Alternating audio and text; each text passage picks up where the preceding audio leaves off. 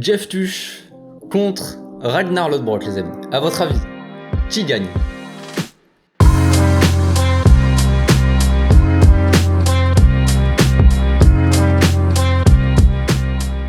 Au passage, n'hésitez pas à vous abonner, liker et commenter. C'est le meilleur moyen de me soutenir et ça fera plaisir à tonton. Non, plus sérieusement, je sais, vous allez me dire, ouais, t'abuses, Jeff Tuch, Benjamin Pavard, Ragnar, il est pas danois, il est norvégien, je sais tout ça les amis, je sais, mais c'était pour la blague, pour la vanne, pour l'image aussi, pour le... Bref, t'as compris frère, c'était pour la vanne. Donc cette équipe de France les amis, bon déjà avant de commencer ça, normalement je devais, pour ceux qui me suivent un peu sur les réseaux, tout ça, j'avais annoncé que je devais aussi faire le débrief du match des Pays-Bas contre la Belgique. Malheureusement, ils n'ont pas joué ce soir, ils étaient à l'entraînement, ils ont fait juste une passe à 10 pendant tout le long, donc du coup, difficile pour moi de vous faire un débrief d'une passe à 10, c'est compliqué, ils ont fait des passes juste. Donc voilà, inintéressant pour moi, je suis désolé pour les frérots belges, en plus de ça, ils ont perdu, j'ai regardé le résultat, j'ai arrêté. Vers la 60e, j'ai arrêté le match, j'en pouvais plus, je pouvais pas. Je regardais l'équipe de France et les Pays-Bas en même temps, et je voyais les Pays-Bas, la Belgique, frère, ça se faisait des passes en rond, il y avait rien. La Belgique, les amis, j'espère pour vous, pour la Coupe du Monde, tout ça, que ça va changer un peu, qu'il va y avoir des mecs qui vont faire des différences devant, parce que là c'est compliqué. Ok, on tient le ballon, ok, on se fait des passes, bon après voilà, les Pays-Bas, vite fait, j'en parle vite fait quand même, mais les Pays-Bas et la Belgique c'est des équipes assez similaires qui aiment bien avoir la possession, qui aiment bien gérer le jeu, et là c'était un combat de celui qui gère le jeu quoi. Mais après il y avait rien devant, il y avait rien. Les Pays-Bas sont un peu plus physiques et un peu plus, ils apportent plus d'impact devant, donc du coup ils ont dû faire la différence. Je vous avoue que j'ai pas vu le but et tout ça, donc voilà. Malheureusement donc défaite pour la Belgique. J'avais même plus à parler frère. Pour la Belgique, donc qu'est-ce que j'ai envie de dire à part ça? Des frites, non, je plaisante, on arrête avec Jeff Tuch. La petite transition, t'as compris, frites belges, Jeff Tuch, équipe de France, c'est parti. On est chaud là je vous dis qu'on est chaud. Donc cette équipe de France, elle fait de la peine, voilà. Je sais ce que vous allez me dire.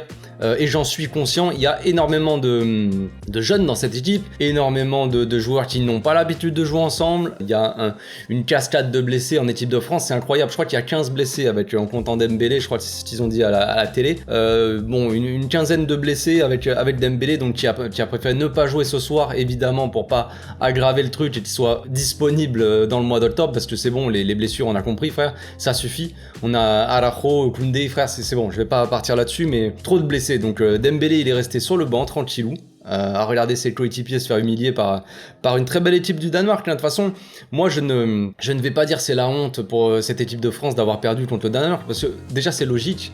Le Danemark, pour moi, ce n'est pas nouveau, ça joue très très bien au football les amis, ils ont des joueurs incroyables, ils ont des joueurs de ballon magnifiques. Déjà en défense, vous avez dû le voir, il y a évidemment Christensen du Barça, donc forcément niveau relance, c'est les mecs savent jouer au ballon, ça joue un peu comme le Barça, j'ai envie de dire, c'est un jeu de position, un jeu de possession, on garde le ballon jusqu'à ce qu'on construise, on fasse des différences, on accélère un peu le jeu et là on tue l'adversaire. C'est ce qui s'est passé, c'est ce qui s'est passé sur le premier but du Danemark, hein. Ça construit, je sais plus si c'est une récupération ou une construction, mais Eriksen qui a le ballon au milieu, qui fait une transversale pour Damsgaard, qui fait un bon contrôle, il lance dans la profondeur, il fait un centre dans la zone très dangereuse devant le gardien, tout ça, bref, la défense a été à la rue, pour Dolberg qui plonge au premier poteau et qui marque son but, donc très dangereux, ça peut aller très vite, ça combine très bien aussi le Danemark, franchement c'est donc je me moque un peu de l'équipe de France vaguement, mais c'est pas comparable, c'est clairement pas comparable les deux équipes, parce que d'un côté on a une équipe du Danemark qui se connaît très bien et qui joue ensemble depuis des années maintenant, et en plus de ça qui quand même joue, enfin, a énormément d'automatisme quoi, même à l'Euro ils sont allés très loin, ils sont fait éliminer c'était par l'Angleterre je crois, mais ils auraient jamais dû se faire éliminer, mais voilà, c'est allé en demi-finale tout ça quoi. Donc vraiment le Danemark c'est une très bonne équipe qui joue très bien au football, au milieu de terrain ils ont des mecs comme Delaney là, bref, joueur de Séville je crois bien, Holsberg aussi là, les prononciations les gars c'est complexe, mais Holsberg Højbjerg qui joue en Angleterre, à Tottenham si je me trompe pas aussi, qui est un très bon joueur, évidemment Eriksen, Christensen en défense, au cage ils ont Schmeichel là, le fils. Devant voilà, c'est ça. Devant ils ont des très bons joueurs aussi, Damsgaard il est très bon, et le numéro 11, les gars là, je sais plus comment il s'appelle, Olsen ou un truc comme ça, très très bon celui-là. Il a fait un contrôle à un moment, frère, balle longue, il reçoit le ballon, j'ai cru que c'était Messi, il a fait un contrôle, j'ai jamais vu, très rarement vu un contrôle aussi magnifique. Dans la course, elle arrive, c'est une transversale de je sais pas combien de mètres, elle arrive sur lui, il est un peu de dos quoi, enfin elle arrive lui il est en pleine course, il te fait un contrôle, elle reste sur lui, il fait une frappe. Bon. C'est quoi ce délire? Donc très bonne équipe du Danemark, à l'inverse de l'équipe de France, donc comme je disais, qui a pas vraiment d'automatisme, ça s'est vu. Les combinaisons de Giroud, Mbappé, Griezmann qu'on avait vu la dernière fois c'était contre l'Autriche, je crois, je sais même plus à force de faire des débriefs les gars, je suis perdu, mais il y avait beaucoup de combinaisons devant, tu vois, il y avait des bonnes combinaisons, Giroud, Mbappé, Griezmann, ça a montré qu'il y avait un peu d'espoir, un peu des belles promesses, on va dire, pour la suite, éventuellement, s'il manque Benzema, on sait que ça peut combiner. Là, on a vu par moment, mais vraiment très vaguement, et cette équipe de France, elle a tenu le ballon, elle a bien joué, on va dire, peut-être les 20 premières minutes, mais après elle a disparu totalement, et quand elle s'est pris des buts, c'était encore pire, ils ont sombré déjà. Sur corner les gars, c'est pas possible de se faire ouvrir comme ça, le de l'année là, il était tout le temps seul déjà, il touche le ballon, il y a je sais pas combien, 3-4 corners d'affilée, le mec à chaque fois il touche le ballon de la tête, tu savais que ça allait être dangereux, et c'est lui sur le corner qui, sur le deuxième but, le ballon revient sur lui, je sais pas exactement, il fait la déviation, il fait la remise pour le Olsen d'ailleurs, le numéro 11, à l'entrée de la surface, tu fais une reprise de volée là, et demi-volée, voilà, second poteau, Pavard, frère. Ouais. Donc ça fait 2-0, donc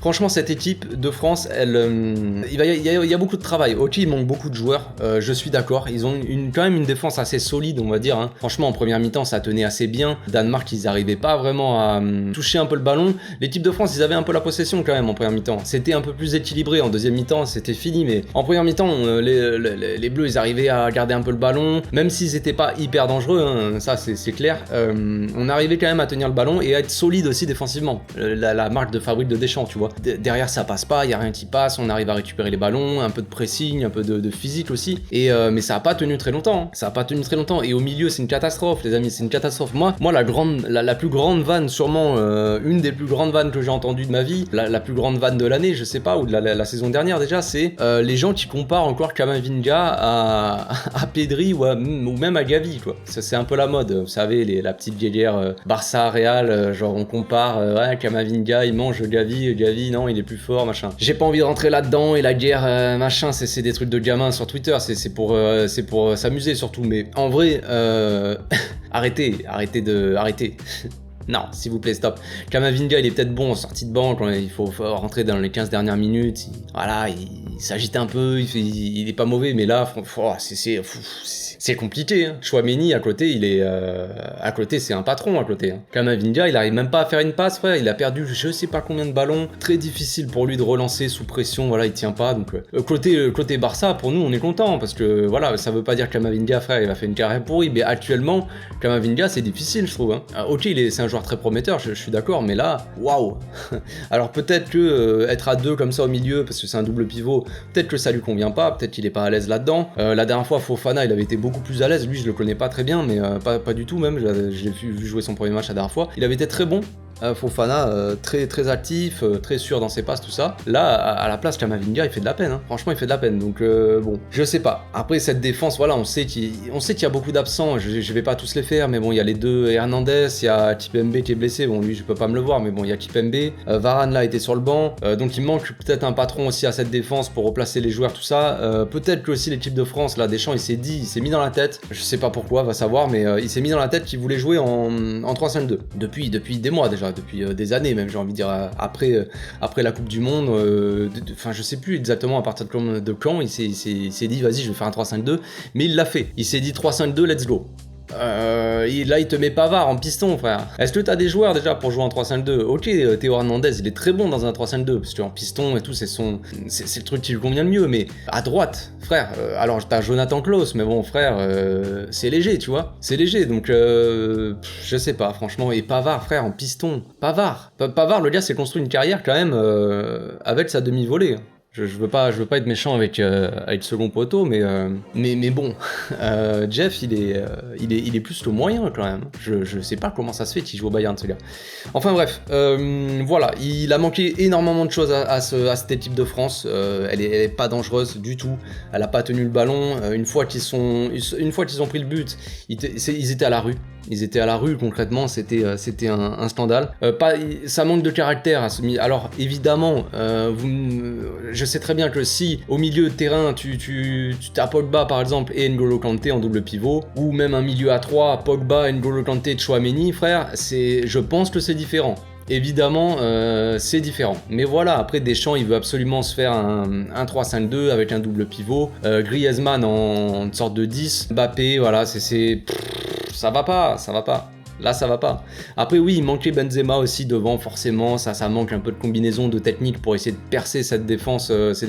La défense du Danemark a été très bien en place.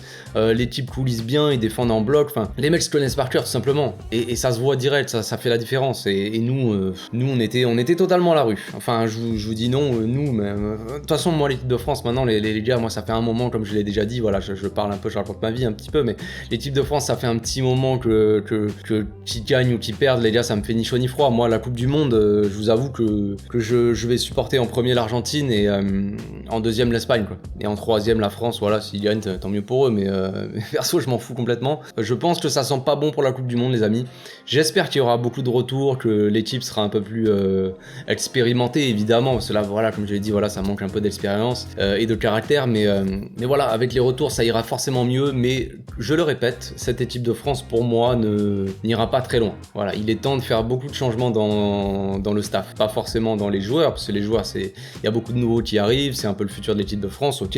Maintenant, il va falloir faire des changements dans le staff. Il est temps.